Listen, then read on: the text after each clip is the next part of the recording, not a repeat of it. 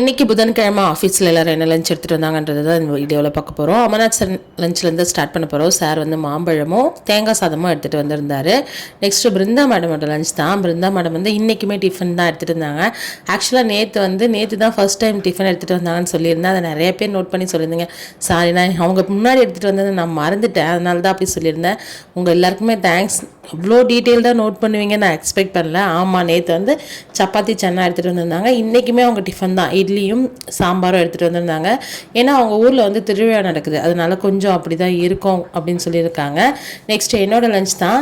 நான் வந்து இன்றைக்கி மீன் குழம்பு, மத்தி மீன் குழம்பு, சாதம், ரசம், மீன் ஃப்ரை எல்லாமே எடுத்துகிட்டு போயிருந்தேன். இன்றைக்கி சந்தோஷ் சார் ஆஃபீஸ்க்கு வரல, ஸோ நாங்கள் 3 பேரோட லஞ்ச் மட்டும்தான் இன்றைக்கி இருந்தது.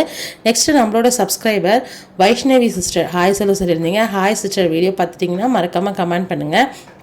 நெக்ஸ்ட்டு லாங் வீடியோவும் போஸ்ட் பண்ணியிருக்கேன், அது கீழே டேக் பண்ணுறேன், அதையுமே பார்த்து சப்போர்ட் பண்ணுங்கள்.